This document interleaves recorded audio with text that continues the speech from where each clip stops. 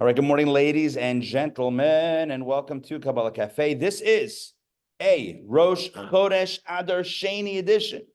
Now, if we know anything about the month of Adar, we know that it is the month of, fill in the blank. Well, Purim also, but it's the month of joy. Excellent. It's the month of joy. If there's ever a time to be happy, it's this month. And if there's ever a way to be happy, it's by being told that you should be happy. That always works. I'm kidding. Here's the thing.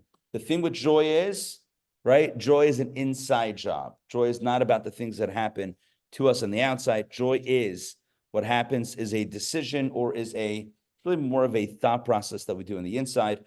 In fact, the Hebrew word for joy is besimcha. If you switch around those letters, besimcha, it spells the word machshava. Machshava means thought, which tells us and reminds us that it's the way we think that is the key to joy. In fact, in the Hallel, okay, so Hallel is a set of prayers. It's like part of that's added to the Rosh Chodesh liturgy, which is why the prayer service is going longer today. It's typically sung. It's from the book of Psalms, chapters 114 through 118. That's the section of Hallel.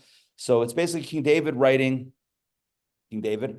about thanking God for the blessings, singing God's praises, etc. And again, there's some traditional songs that are sung with it. But one of the things that he writes in amongst these verses, he says, "Aim habanim semecha." He says, the mother of the children is happy. The mother of the children is happy. What does that mean? The mother of the children is happy. So Kabbalah says it's a reference to the mystical power of Bina. What is Bina? Bina is the second of the intellectual powers. We know that Chachma is the first intellectual power. Bina is the second intellectual power. Chachma is creative intelligence. Bina is analytical intelligence. In other words, Bina is how you break down an idea. It's not what you know, it's how you know what you know, maybe, which defines what you know. In other words, there is objective information. Something objective happens, let's say, and then there is how you understand it, right? There's how you understand it, which is what we would call today, let's say in political jargon, that would be the spin, right? So something happens, and now they even have something called the spin room. You know what I'm talking about? Like the spin room in politics? It's like where everyone's spinning. That's not like with a bunch of bicycles. Although it could be. Although it totally could be. And maybe should be. The spin room is where like everyone's like, oh, he meant this, she meant that, blah, blah, blah. So we do this all the time. In everyday life, we have our own spin on things, right? Someone says something and we're like, oh, I know what that meant, spin. Or someone does something, aha, turns out they never liked me, spin, right? It's like something happens objectively, but then there's how it's interpreted. The question is, who's doing the framing, right? Like Roger Rabbit, right? Remember Roger Rabbit? So who's doing the framing? Who's doing the framing? We do the framing. But how we frame things is so impactful to our happiness quotient. In other words, to how happy we are. If a person frames things for the negative, they'll typically be a little sad. If a person frames things for the positive, folks, the news is out. The food is out. Yes. Well, excellent. The media, right? The media. Right. So what are we getting? We're getting someone's interpretation, someone's packaging of the information, someone's packaging of the facts, which is on the one hand, I guess, convenient because, I don't know, maybe it saves us time for packaging. It's like, I don't know, like, when people move, so you can either pack your own boxes or maybe someone can pack for you. So there's like, oh, this is like the full service. Hey, Norm. Good morning. Good to see you. It's like time. I know. It's still me, it's still you. That's good. We haven't changed too radically. Right. So it's like, here we have the full service. Someone's taking it and packing it for you. The question is, do you like the way it's packed? I don't know. But when we have others pack things for us and frame things for us, the reality is that first of all, it may not be true. Second of all, it may not be the way we would have liked to do that. And 100%. So here's the thing. The point is, though, vis-a-vis us, that we do this all the time. In other words, something happens and we have an angle on it. Like, oh, that's what it means. They said, did, all we know is what we see. Human beings are storytellers. So we like to say, if you said this and did that and said that. So if I string all these stories together, then I can figure out what's really going on behind that, right? Like we create a story, we create a narrative around the actions. We say, aha, turns out I know why you did that. I know why you said that. And I know how you feel about me. And there I've decided. And meanwhile, either it's true or it's not true. It's very possible that it's not true. Why is it not true? Because that was one possible story. It's one possible narrative. It's like we're all investigators. Today, by the way, we're investigating a missing letter. Right? A missing letter. I didn't want to call it. You saw my email. We're not calling the authorities yet, but we're today going to do some Kabbalistic sleuthing to find the meaning of a missing letter. But that's all coming up soon. But first, again, Adar. The month of Adar reminds us that there is a way to go through life where our very framing is a little bit more positive than negative. In other words, where we don't go through life looking at everything in the worst possible way. Number one, taking the blessings for granted. Like, obviously, I shouldn't have those blessings. But what about all the things I don't have? I'm miserable. That's one way to frame our lives, right? Looking at the negative, not taking things for granted, not appreciating the blessings, looking only at the broken tile syndrome, only looking at the things that we don't have. Looking at what's wrong in the world, focusing on the negative, being pessimistic. That's a way to live. It's a possible way to live. It's not a happy way to live. And so the month of Adar, again, we're starting the month of Adar, Adar Sheni, the second Adar. 60 days of Adar this year, 2 months. So the second Adar reminds us that it's important to frame things in a happy way, in a positive way. It's good for us and our own mental health and emotional well-being. It's good for us to look at the best case scenario. I've shared this many times, the story of the brothers, right? Who one brother was the optimist and one was the pessimist. And so the parents decide one day that they are going to try to flip the script on the kids. While the kids are in school, each one had their own room. They filled the room of the pessimist kid with a bunch of toys. And while the optimist was at school, they filled his room with a bunch of horse manure. How do you spell it? Manure. Yeah. Manure. Right? Kind of gross. Anyway, apparently there's an app for that. Kidding. So the kids come home from school and the pessimist goes to his room and he sees all the toys and he begins crying. He said, why are you crying? There's toys in your room. What's going on? He says, they're probably broken or they're going to break or my brother's going to want to borrow them and I want to lend them. I need batteries. I don't have batteries. Everything's terrible. And the optimist kid is just like flinging everything in the air and just laughing and giddy with joy. And they said, what are you happy about? He's like, with all this manure, there's got to be a pony in here somewhere. Look. I had to wait till the food's out. No, but here's the thing is like this, that what determines our degree of happiness, it's pretty much all determined internally. It's besimcha. I'm not saying there aren't things objectively that can be construed positive or negative. Of course. The question though is how do we view those things? It's not what happens, it's how do we view it? We view it as even the negative stuff as maybe a challenge, an opportunity. All of that is positive framing. But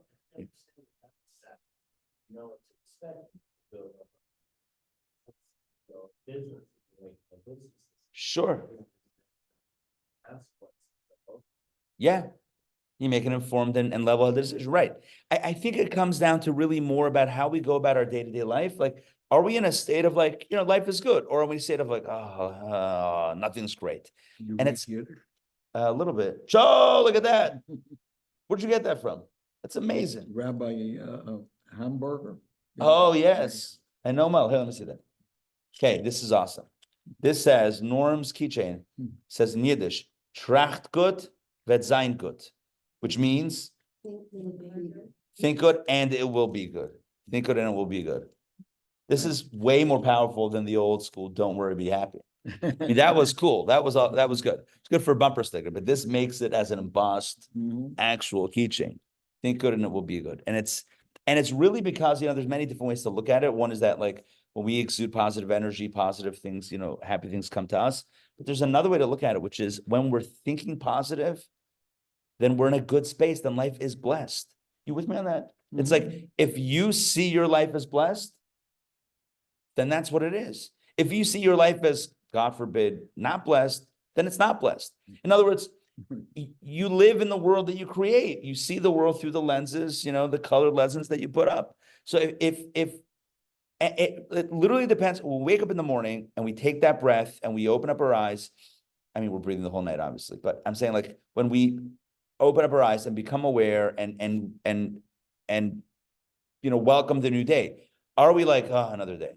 Like, many things I have to do today. Like, are we down like first thing, or was like, oh, it's amazing. Like, this is amazing. Like, I have an opportunity here to do something just incredibly powerful. God believes in me for one more day. There can't be a greater affirmation than that. Divine affirmation. God says, you're in the game. It's like, you're not on the bench, you're in the game. There's many souls on the bench. Whether they haven't been put in the game yet or they were in the game and they're no longer in the game. There's a lot of souls that are not here. And I have one of those souls that is in the game that got the call. It's in the starting lineup. That's amazing. I'm in the starting lineup. I'm in God's starting lineup. There's no greater blessing than that. And if you start the day with that awareness, that's a really great way to start your day, by feeling a little bit of joy. And it's all in the head. It's not like if these things happen to me, then I'll be happy. It's like either yeah or either no. I don't know. I mean, if that thing happens, does it guarantee happiness? No, because it's still about how I perceive it. So there's no correlation between the outside stuff and the inside stuff. I mean, and the more we think it's going to be the outside stuff and we don't do the inside work, then the less the outside stuff is going to work. It's like, again, as kids, we were like, oh, I really want that toy. If I had that toy, I would be happy. Then you got the toy and it's like, oh, that thing. Put it on the shelf. Like, not that excited anymore. That's the way life works. We get used to things. So I think what I'm trying to say is that as we enter the second month of Adar, the second 30 days of joy, let's think about the things that evoke joy internally, not just externally. Tony asked online, is that part of the reason to say the Moda Ani, starting the day right? And the answer is absolutely yes. Moda Ani, what I was describing for is a meditation. When you wake up in the morning, you're like, oh my gosh, I'm so grateful for being alive. That is literally the meditation and the meaning of the line of prayer that we say called the Moda Ani, which is I offer thanks to you, living and eternal King, for returning my soul. Great is your faithfulness. That is the prayer. So one-line prayer. I know it sounded like more than one line, but it's like a one-line prayer. It's quick. It takes like, I don't know, 10 seconds to say. But it's really about the mindset. It's a mindset of, wow. It's like living in a wonder mindset. It's like, this is amazing. Like, this is great. As opposed to, oh, this again. It's like, yeah, I know it's amazing. I mean, it's amazing. And I don't know why, but human beings, like we take things for granted. And then, it's like when something negative, God forbid, happens, we're like, oh, now I appreciate life. And it's weird. Because why not just appreciate the gift while we have it? You should need something, God forbid, dark to make us appreciate light. That's bananas. Like, that's how human beings sometimes work, but it's meshuggah. We have to wait. I mean, God forbid. Why should there be anything negative? Positive, we should appreciate it. We should be grateful. Thank God. And that's the reason I mentioned this a week or two ago. I don't know, about the 100 blessings that are, Jewish law says every day we strive to recite 100 blessings, before we eat, before we drink, before, whatever it's in the prayer, liturgy. It's like 100 prayers every day to remind ourselves of how blessed our lives are.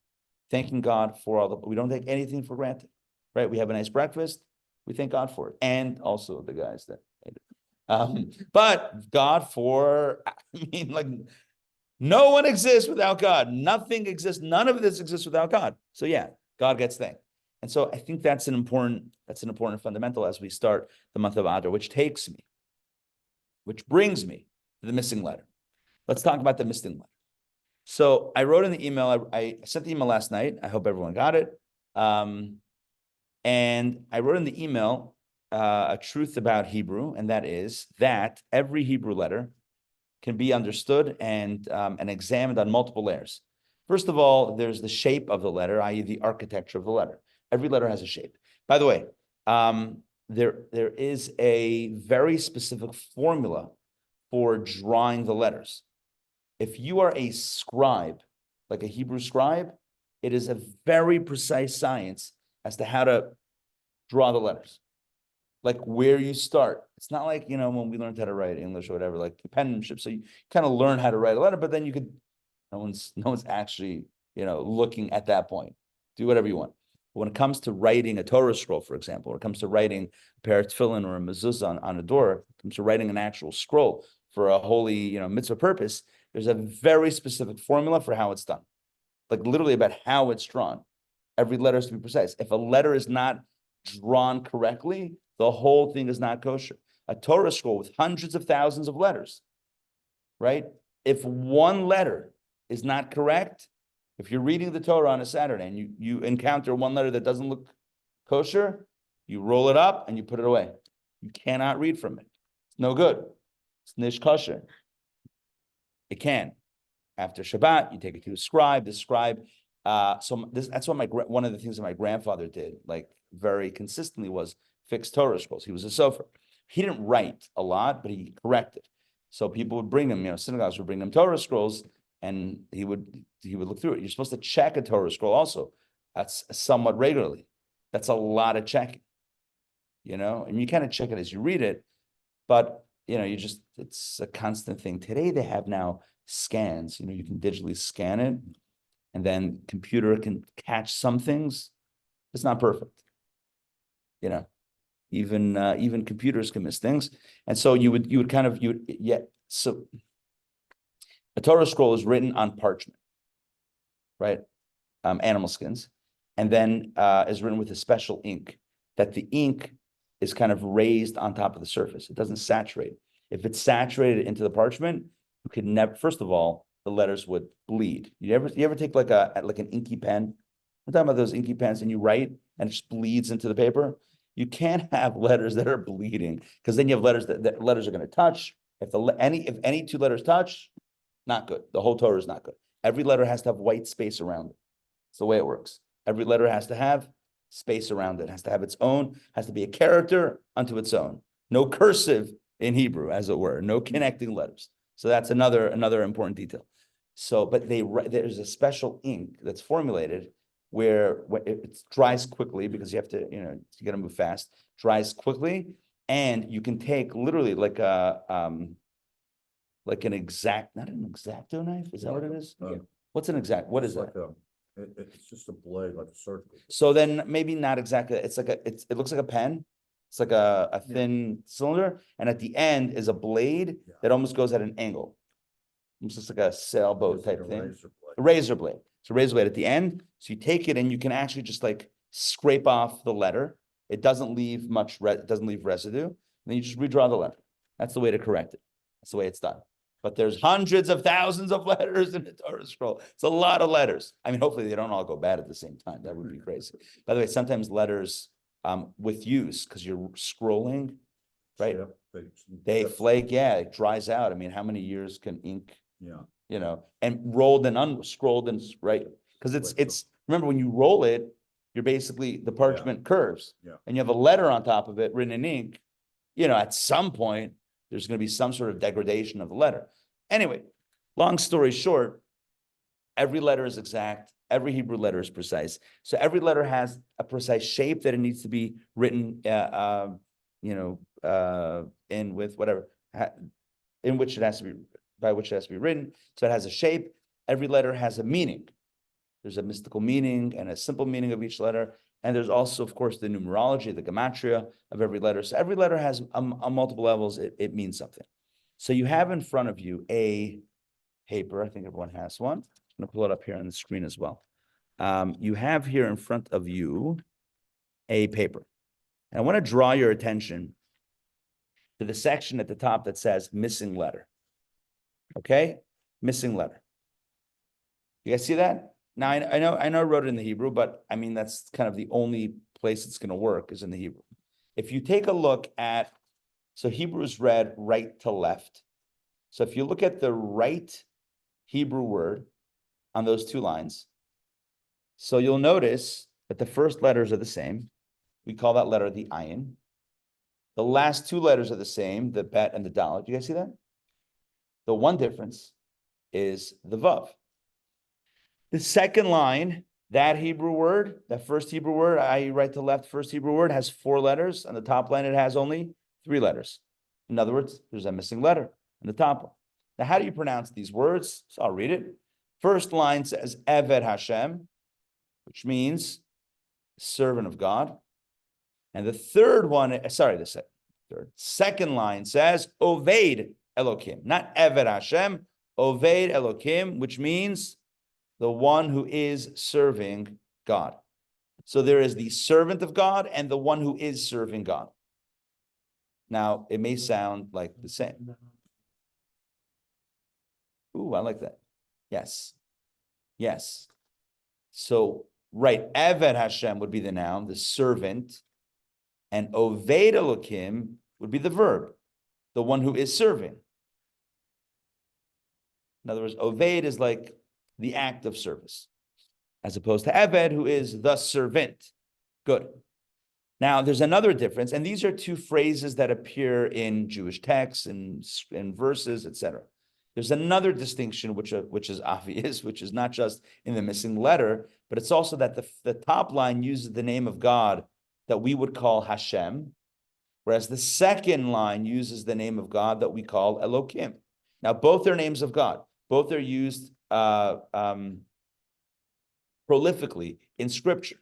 You'll find both names of God. One is the 4-letter name of God, the Yud-Kei Vav-Kei, known as the Tetragrammaton.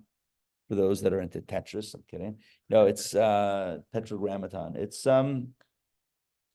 we call it the Yud-Kei Vav-Kei. It's the 4-letter name of God, the ineffable name. We don't pronounce it the way it's written. And then the second name of God is the one that's also very often appearing in Scripture, Elokim. In fact, that's the first name of God that appears in the Torah. The opening verse of the Bible, it says, Bereshis, bara Elokim. In the beginning, God created, right, heaven and earth. So the name of God that's used in that verse is Elokim. The second line, Elokim, not Hashem. Elokim is used, not Hashem. And so we have here 2 distinctions between line 1 and line 2. Distinction number 1, the missing vav. Is there a vav or is there no vav? By the way, the vav is the letter that's pretty much straight, right? That straight line, right? Oved, after the ayin in the second line, that second letter, the straight line is the vav. That straight line is missing the Eved Hashem. Oved Elokim has it. Eved Hashem does not have it. One is a noun, Eved Hashem, the servant of God. One is Oved Elokim, the one who is serving God. What is the difference between them? Why does one use the name Hashem and one use the name Elokim? So, to understand this, to solve this mystery, I want to draw your attention to a verse from the book, from the books of the prophets, specifically the book of Malachi. Malachi.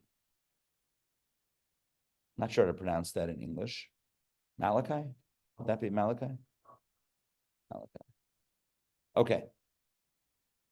He was a prophet. And in chapter 3, verse 18, he writes the following. And you will come to see. We're going to analyze this, so pay attention. And you will come to see the difference between the righteous one and the wicked one.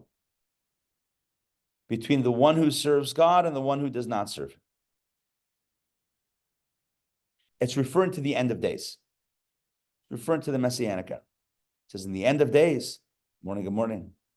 Happy Rosh Chodesh. Chodesh Tov. Chodesh Tov. So it says like this, in the end of days. It's a prophecy about, Messianic era, end of days. It says in the end of days, you will, that's what it means, and you will come to see. In other words, ultimately, when all is said and done, you'll see who's who and what's what. And you'll see the difference between the righteous one and the wicked one, the one who serves God and the one who doesn't serve him. You with me on this? Yeah, fairly simple. This is like a verse amongst how many verses in scripture? Oh my gosh, tens and tens of thousands of verses. This is one verse. Sounds nice. It sounds lyrical. Sounds poetic. You will see ultimately, imagine in a world in which the lines are blurred between right and wrong so often, right? Those that, it seems like evil prospers and the good guys finish last. But ultimately when Mashiach comes, when everything settles, we will come to see the difference between the righteous and the wicked, between the one who serves God and the one who doesn't serve God. At first glance, the two statements in the verse seem to be saying the same thing. You'll see the difference between the righteous and the wicked, the one who serves God and the one who doesn't serve God.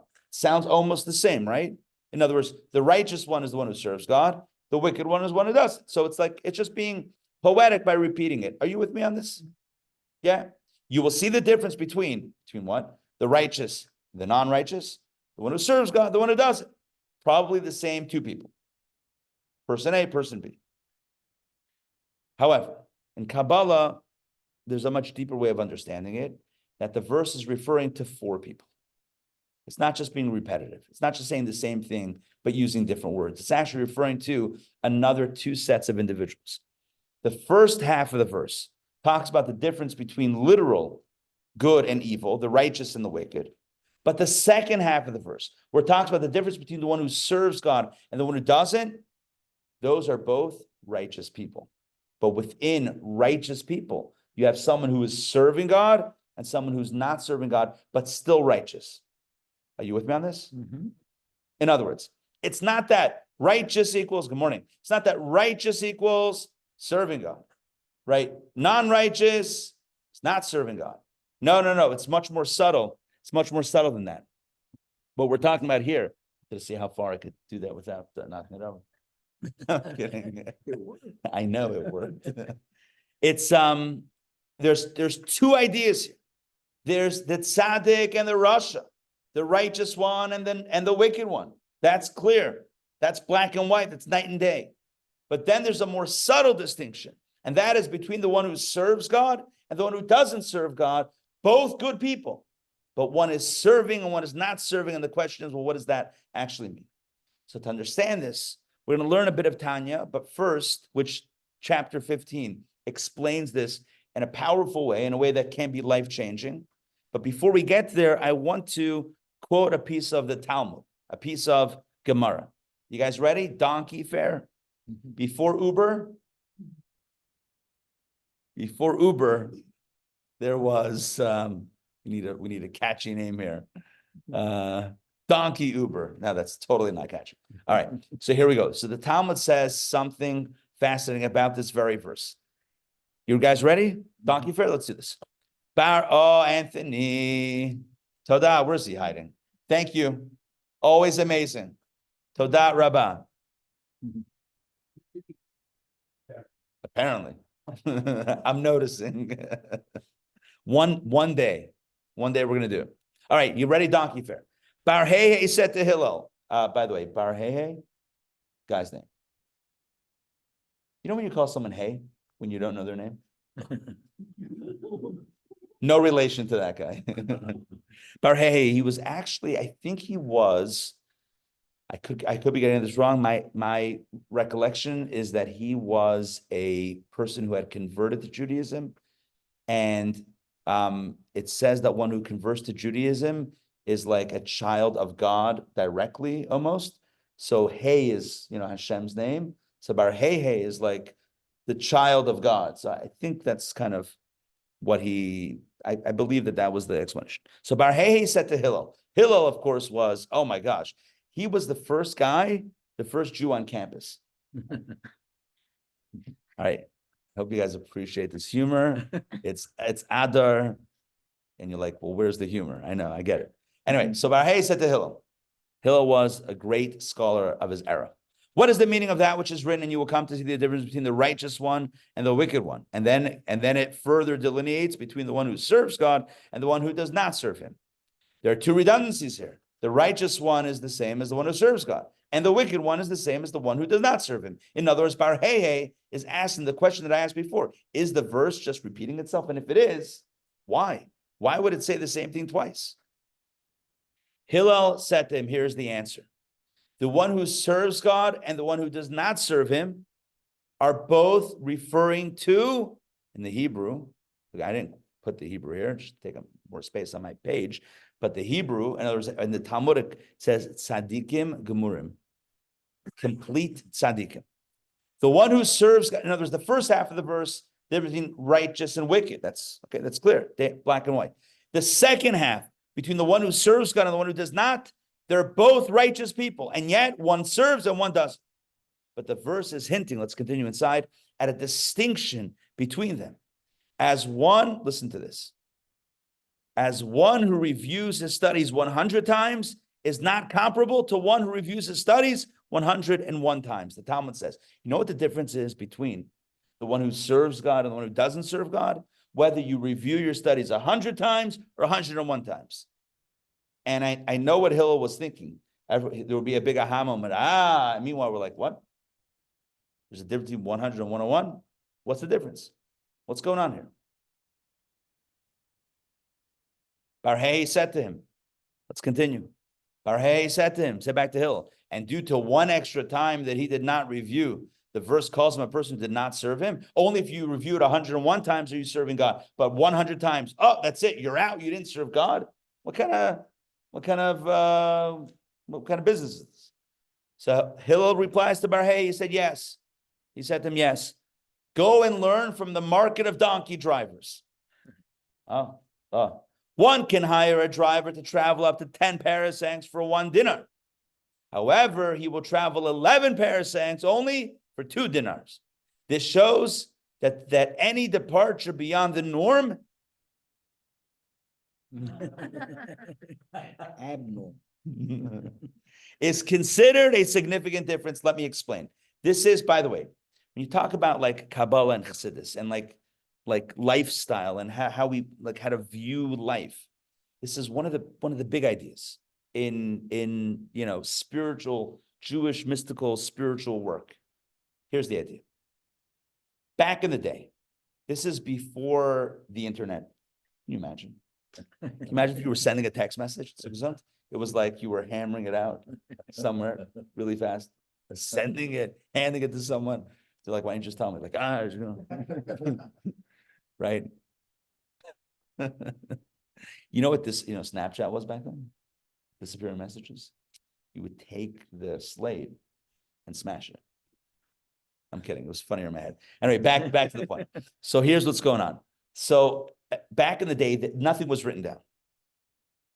All that was written down was literally the written Torah. I'm talking about before the Mishnah.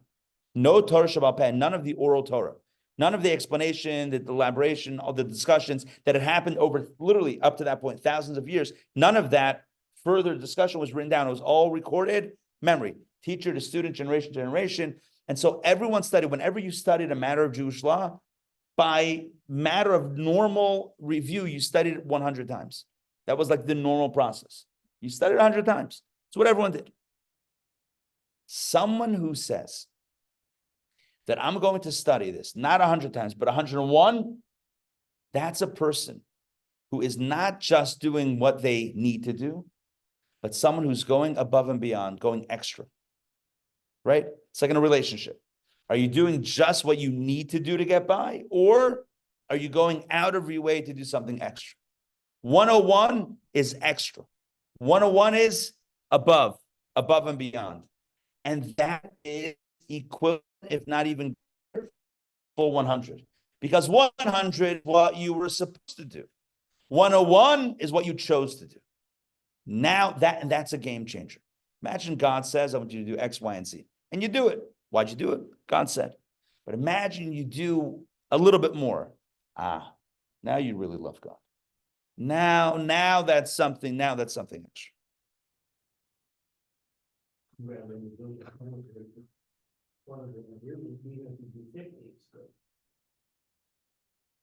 What do you mean?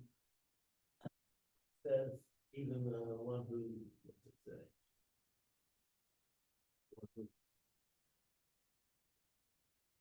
Righteous one is the same as one who serves God, which one is the same as one who does not serve. So there are degrees of serving God. Oh, right. Well, all of that, the 100. If you're only doing 100, the Talmud is calling that, Hillel is calling that, not serving God. Because serving, so good. So this gets us back to the point. Serving means, really, it's about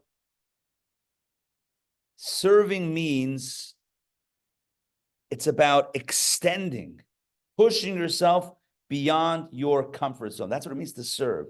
Until you push beyond the comfort zone, you haven't served. I mean, you've done good stuff.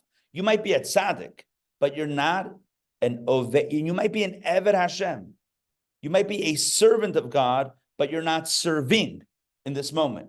You're not working on yourself. You're not growing. You're not extending. You're not pushing beyond the norm. You're staying within the current elasticity of being, and you're not pushing beyond that. You're not going outside of that. You're not growing more spiritual muscle because you're not ripping any existing muscle. In other words, there's no tension here. As long as you're within the box, you're within the box. You're not growing in that experience. And so what Hillel is telling Bar Hehe is something very profound that I think is something that resonates throughout history. This conversation that was recorded happened around 2,000 years ago. So this is an old conversation, but it's as fresh today as it ever was.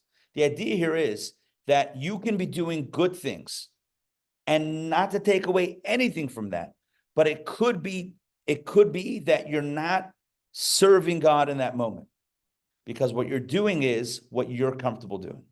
And if that's the case, then you're really just, it's hard to say serving yourself because at the end of the day, you're doing something good, but you are not pushing past yourself in this moment. You're not extending beyond.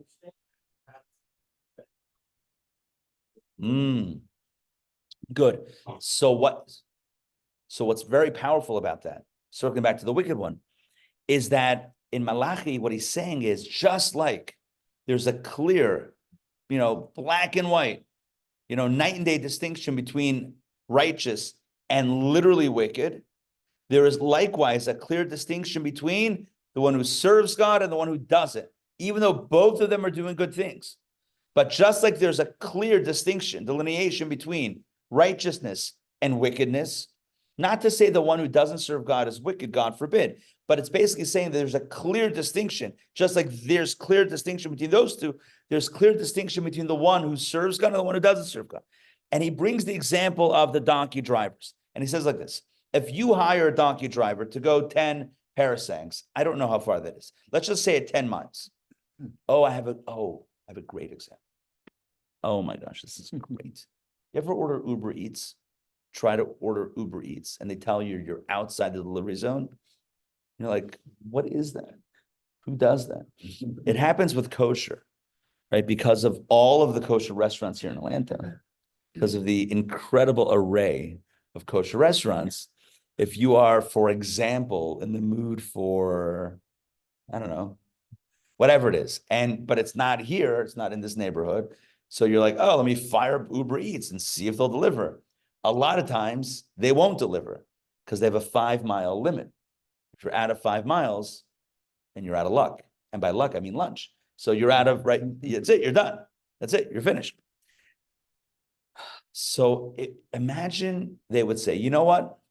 If you really want, we'll do it for you. But it's going to cost you. It's going to cost you. Like normal delivery is going to be what? $5, $10? They add it on, right? But if you want us to go outside of 5, you're paying the out of range penalty. It's not like it goes incrementally, like, 10 cents per mile. This is like it will double. The donkey drivers had the same policy. The ancient 2,000-year-old donkey drivers. That's an old donkey driver. I'm kidding. 2,000 years ago, donkey drivers had the same policy. If you want to go 10 parasangs, there's a set rate. We go temper. Our donkeys are used to it. Our drivers are used to it. We do this in our sleep, right? Sometimes New York City cab drivers seem like they're in their sleep. I'm kidding. That's like a yellow cabs, that joke. Man, my joke is dated, huh? I totally hacked the system, correct. I totally hacked the system. Yes. By the way, if anybody wants to know the hack, is you don't go food. You just go Uber package. It's great. First of all, it's way cheaper than the food. You order a package. My package is from Kosher Gourmet. What? Don't ask. They're sending me a package. Then they show up. Yeah, absolutely. Right. Anyway, correct. Sometimes I've gotten drivers that they're like, I'm not Uber Eats.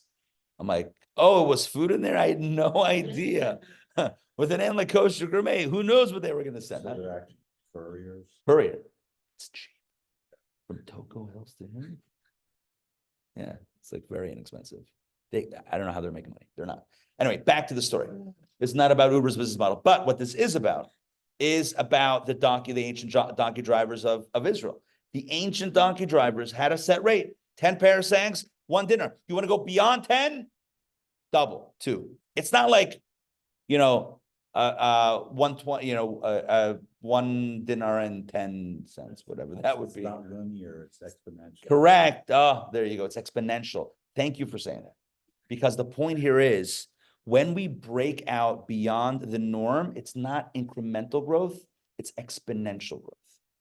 One more time. You studied 100 times. One more is now exponential. It's exponential, not in quantity, it's exponential in quality. Because what it means is that you're able to break out of your comfort zone, of your limitation. Everyone has a box, and everyone pushes against that box to some extent, but is typically inside that box. It's rare to find the individual who's able to shatter, to blow past their limitations. It's rare and it's special. And so Malachi, again, according to Kabbalah Chassidus, according to the way we're under Jewish spiritual wisdom, what Malachi is saying is just like there's something incredible about the tzaddik, there's something also incredible about the Oved Elokim, the one who serves God. Serving God in the present means not that once upon a time I served God and now I'm a servant of God. In other words, I've arrived and here's my comfort zone, but I'm willing and able to break out constantly of my routine, constantly of my comfort zone, to do more and to go to places that I have not gone before. So now, what do you want to say? Ah, that sounded good. It sounds like Star Wars, right? Yeah, Not Star Wars, the other one. Star Trek. Star Trek. Going where no one's gone. gone before. There you go.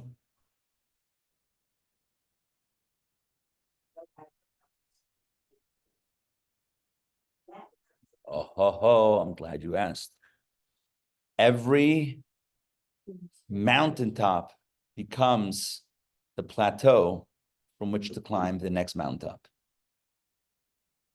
Said no one ever. No, okay, right. That would be the, yes, correct. So 101 then leads to 102. It's always about breaking out.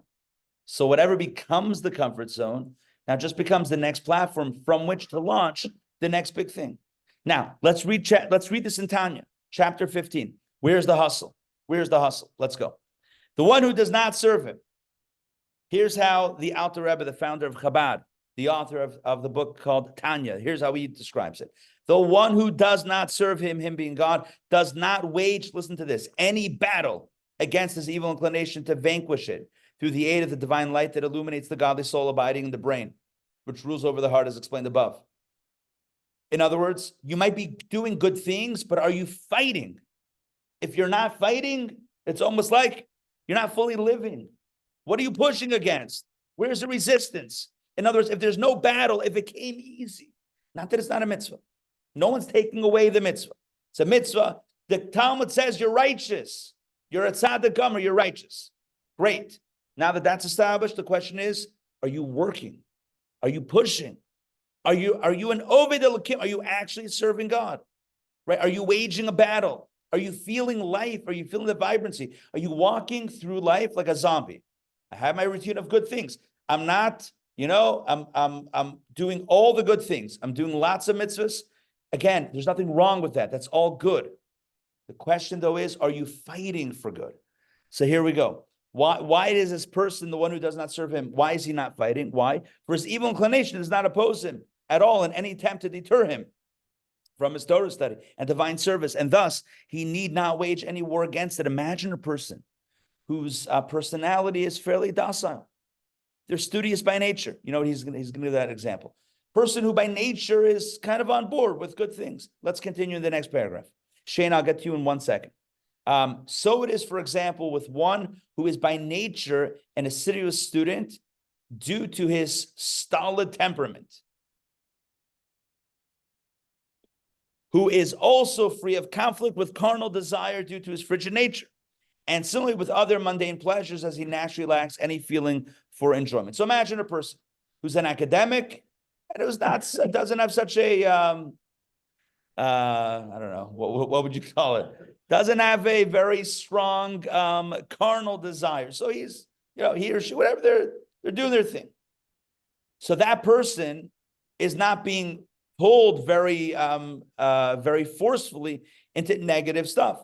For this reason, let's keep on going inside. He does not need to contemplate so much on the greatness of God to consciously create a spirit of knowledge and fear of God in his mind in order to guard himself from transgressing any prohibitive commandments. This person doesn't need to kind of gather together spiritual ammunition to fight against the negativity, because you know what? There's not a lot of negativity here. He also need not create a love of God in his heart, which would motivate him to bind himself to him through fulfilling the positive commandments and through Torah study, which equals all the other commandments together. In other words, this person doesn't need to fight against evil, nor do they need to fight in order to do good. They're naturally academic. They want to study. They're naturally not so internally heated, as it were, so they're not running after physical passions. The hidden love of God found in the heart of all Jews who are called the lovers of his name is sufficient for him to motivate his fulfilling the commandments, since he is naturally so inclined. For this reason, this person, he is not considered one who is serving God at all. This person is asher loy avadu. This person is not serving God. Now you're saying, not serving God, studying Torah, doing mitzvah. Of course they're serving God. It depends what you mean by serving God. That's the whole point of today. Depends what you mean when you say serving God. If you mean doing good things, 100%, this person's doing good things. Studying Torah, check. Doing the mitzvot, check. Absolutely. Not harming anyone, check, right? Everything is good. There's nothing wrong. There's nothing bad here. But that's not the question. The calculus, you measure different things. The measure here is not good or evil. The measure is serving God or not serving God. But that word means something. Serving God means something. It doesn't mean doing good. Serving God means pushing yourself beyond the norm. And the question is, are you pushing yourself beyond your natural limits, beyond your natural, docile, assiduous proclivities? Are you pushing yourself beyond what you would normally do and not do? Or are you just staying within your comfort zone? And it's a question that no one answers for you. Only you answer that question. Am I the same person today as I was yesterday? If the answer is yes, then by the metric that Tanya is sharing, that the Talmud is sharing, by that metric, we are not serving God. If we are the same person today as we were yesterday, in other words, we're not pushing beyond something else, we're not stretching ourselves today more than yesterday, then we're not serving God. Now, does that mean it's evil? God forbid. Who's talking about evil? That's the first half of the verse. But here's a simple question. Are you serving God in the moment? Are you actively in service of God? You might be called, and I just want to clarify this. I said it a few times. I don't think I clarified. At the beginning, we talked about the two phrases, Eved Hashem and Oved Elokim. Eved Hashem means the servant of God, the noun, right? As you said, the noun, which means the person has arrived. They've plateaued. Maybe once upon a time they were fighting to scale that mountain of goodness, but now they've arrived and now they are called. They have been, I don't know, for lack of a better term, christened, right? They have now been called. They've been given the certificate, servant of God. Great. They are a servant of God. Mazel tov. They have the plaque. They have their certificate. They have the t-shirt and the hoodie. Servant of God. I am a servant of God, and all I got was this t-shirt. That's it. Right? Done. Servant of God. But that's someone who in the past broke through their challenges, who climbed that mountain. But here's the question. Are you right now, are you serving God? I don't mean doing good things. Are you pushing right now? Not did you push 20 years ago. We know you pushed 20 years ago. Great. That's how you got the name. That's how you got the title, servant of God. The question is, are you now serving God? So Eved Hashem is the one who served and arrived, which is why it used the divine name Hashem, Havaya. Why? Because that indicates that there's no friction. The higher divine name, the Yud Kei Vav Kei, the four-letter name of God, is the name of God that indicates no friction. Eved Hashem, you're a servant of God, and there's no friction internally. It's calm and it's smooth. You're not pushing against. You're not blowing through any walls. Not like the Kool-Aid man. Remember the Kool-Aid man? Remember the Kool-Aid man? So you could be the servant of God, or you could be serving God. Yes. But once you serve God, then that's your new plateau. So then you're serving of God again. Right. So As Elaine said, correct. As your wife said, correct. You served God. So now you're a servant of God, but are you an Oved Elokim? Elokim means there's still friction. And you think, well, I don't have any friction. I've arrived. Oh, you don't think you have friction? That's the friction. The friction of complacency. That's when friction begins. It's when you think everything's good that's when the friction begins. And by the way, none of this is to paint a negative picture. God forbid. There's nothing negative about this conversation. It's not like no one's saying, oh, it's not good enough. It's not. The point is that you can strive for higher and higher and deeper and deeper. And the more, listen, I know I always go back to this man, but like I grew up in that time, in that era, and you know who I'm talking about. Maybe you don't. Michael Jordan was not Michael Jordan because he felt like he was the greatest player in the world. That's not how he became Michael Jordan. If Michael Jordan for one moment said, oh, I'm the greatest player in the world, great. Eved Hashem, I've arrived. Guess what? He's done. He is Michael Jordan. You guys watch that documentary, right? I haven't. The Last Dance. I need to. We spoke about this, right? I must. But Michael Jordan is Michael Jordan. I remember, the dude was a just golfer, gambler. He couldn't lose, right? His competitive spirit was unending. Most normal people, you give them a victory, they're happy. I won. Great. That's why it's so hard to repeat championships. A team, they climb the mountain, right? And then the next year, most often than not, they don't repeat. Why? First of all, it's very hard. Second of all, the drive is not there because I'm already a champion. I have my name in lights. I have my name on the trophy, right? Right. Any hockey fans here? Okay, I'll be the one. There's always one in a room. Your name is on the Stanley Cup. It's on the actual, in silver, in the rings. Your name, every player on the team that wins the Stanley Cup is on the actual Stanley Cup. So yeah, your name is on the cup. How excited are you now? They keep on fighting. What are you fighting for? You already arrived. Eved Hashem, you're a servant of God. You're a Stanley Cup champion, right? You're a champion. What are you fighting for? Okay, that differentiates the good from the great. That's the only difference between the good and the great and the truly great. Like the all-time greats were the ones that were never complacent, the ones that always felt that the breakthrough that they just had is only the starting point for the next breakthrough to get better and better. And I will tell you this, we find the same thing in business. Remember AOL? Top of their game. AOL, can't lose. AOL was amazing, right? Remember getting those CDs? Get like 3 free hours of internet? Like what? Sign me up, right? AOL. What happened? Happens every industry. It's like Moshe Rabbeinu. It's like Moses says, Shamanta Avisa Kasisa. He says, you get comfortable, you get complacent, and the next thing you know, things go south. The moment you get complacent, Eved Hashem, I've arrived. Top of the market. Google, top of the market, right? Who's greater than Google? Okay. We'll see. We'll see what happens. Anytime you become complacent, anytime you take things for granted, is when things begin to go south, because somebody out there, somebody is fighting. If you're not fighting, there's no such thing as stagnation in life. Either you're climbing or you're receding. There's no such thing as treading water. We think there's treading water. Say, oh, stay plateaued. There's no such thing. Spiritually, it's the same thing. If you're not pushing, you're retreating. That's the way it is.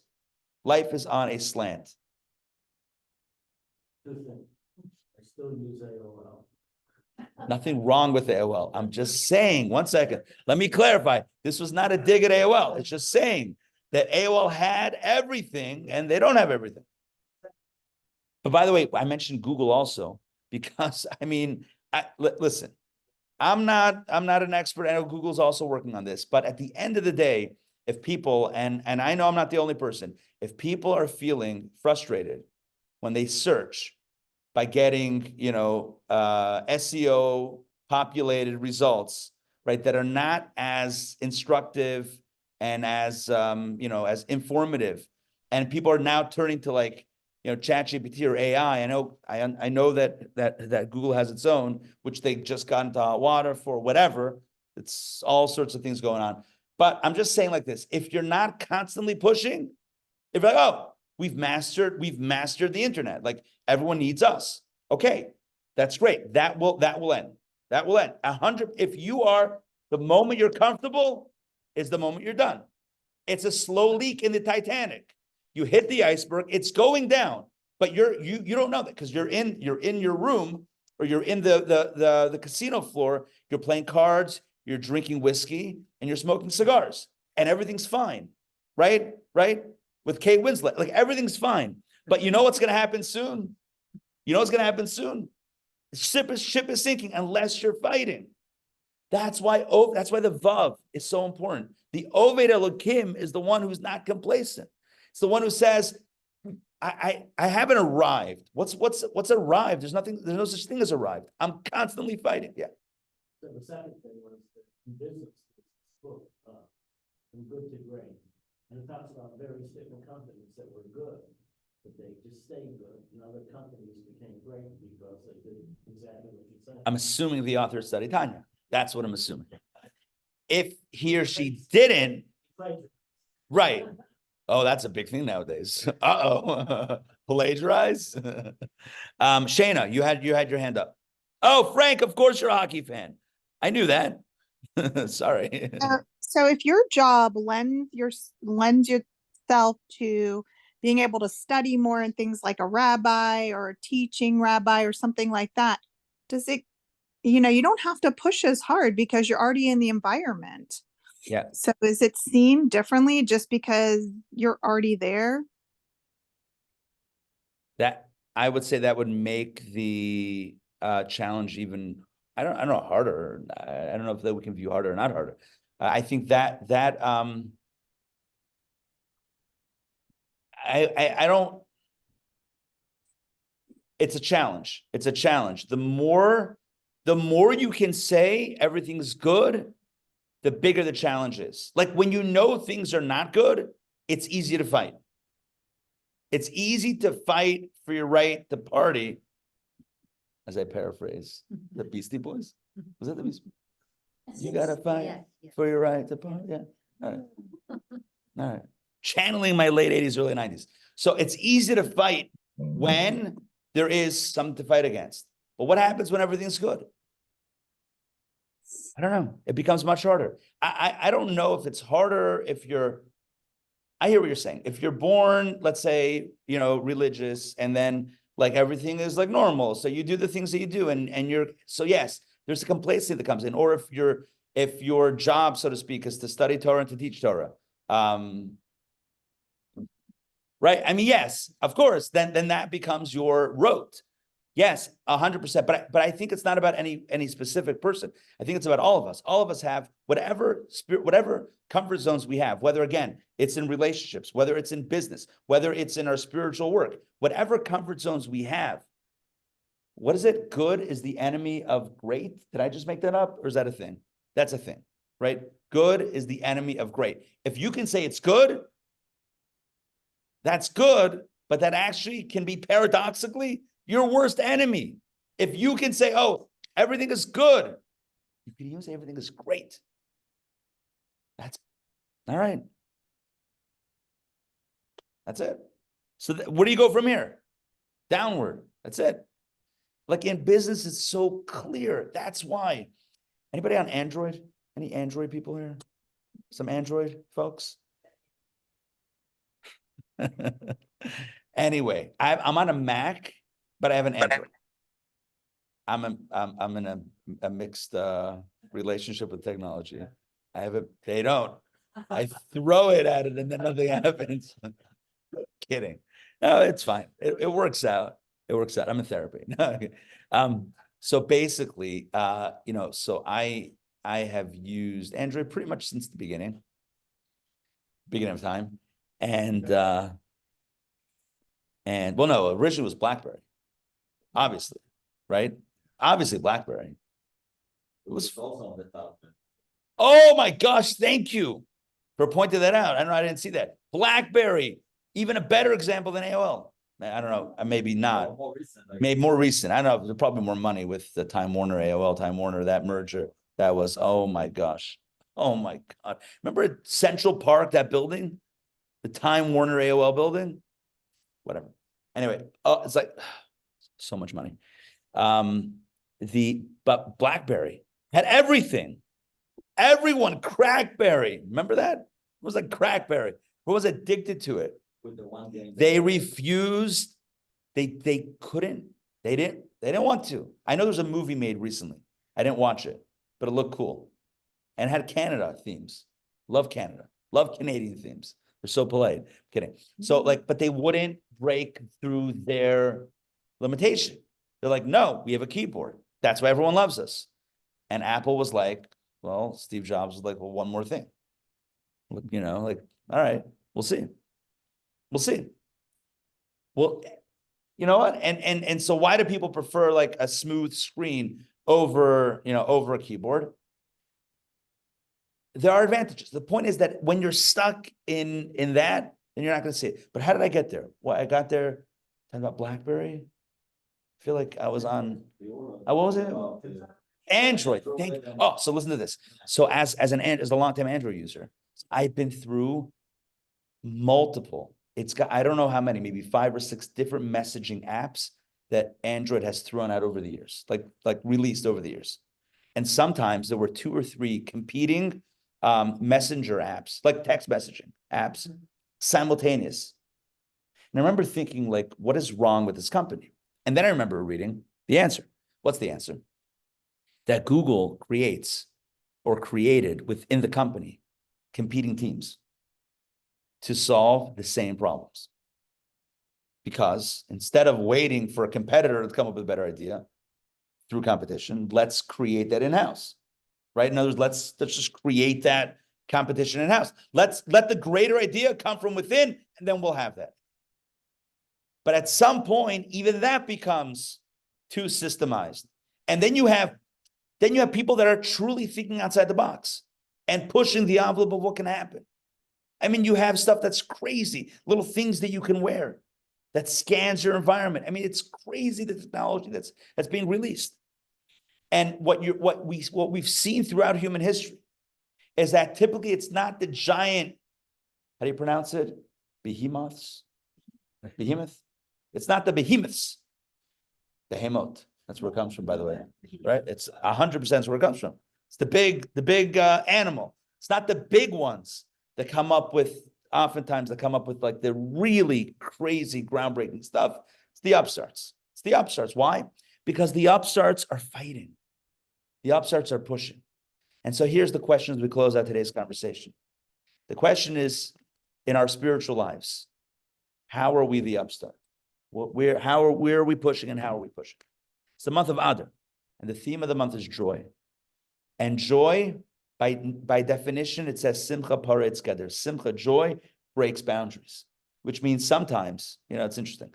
You come to a building and it's locked, the door is locked. So then it's like, oh, I need the key. So you try to find the key, you don't have the key. So if you can get the key, so you go get the key, you have to call a locksmith. I once called a locksmith, I got locked out of my house. And I thought the locksmith, if you called the locksmith, what would you expect? Somebody comes along and does what? Well, how do they do it? What would you think? It would pick the lock. A locksmith would pick the lock. Nope. This guy comes with a drill. I'm like, what? He comes with a drill. I'm like, where's your set? We're MacGyver. Like, where's your little you jimmy this lock? He's like, nope, I'm not jimmying anything. Drills through it, and then we're in. And then he's like, all right, it's gonna be X amount for the drilling and then X amount for the new lock. I'm like, I wanted you to pick it. Yeah. How did we get here to this place? Anyway, but that's an aside. What's my point? Sometimes you get to a closed door and you can go, you try to get the key, you can't get the key, try to pick the lock, can't pick the lock, and you try to, drill through it, whatever. But sometimes you go Kool-Aid man. You just go straight in. Does anyone know Kool-Aid man? Right? It was that commercial where the Kool-Aid guy, you know what we're talking about, the pitcher. Yeah. Pitcher. He just breaks it. There's a door, but he'll just go, but then his silhouette, just like the Kool-Aid man, I don't know how to describe it. That's kind of what it is. So anyway, sometimes you just go Kool-Aid man. That's what it means to break through. Simcha paretz geder. When we're in a happy state, we can break through the boundaries. And then the stuff that seemed impossible up until now is not only possible, but it doesn't even stand a chance to get in our way. And so my encouragement for this week is, for all of us, myself included, obviously, is that we should light the fire. If the fire is lit, great. Then use the fire, keep it going. If the fire is a little bit dim, crank up the fire. If the fire is out, sometimes the pilot light can go out. It's never really out, but to reignite the fire, to reignite the flame, to push ourselves. And we're not talking about good. I mean, obviously it's good, but to go from good to great, like that book, from good to great. How do we go from good to great? By pushing beyond, not 100 times, but 101. Find the 101 in your life. Find in your relationship, physical relationship, spiritual relationship, find the 101, the one time beyond your comfort zone, and go push a little bit beyond yourself to do something truly groundbreaking this week. Spirit of Adar. Thank you very much for joining me this morning for Kabbalah Café. Hope we're all inspired and like Dr. Laura would say, remember her back in the day? Now go take on the day and take on the week.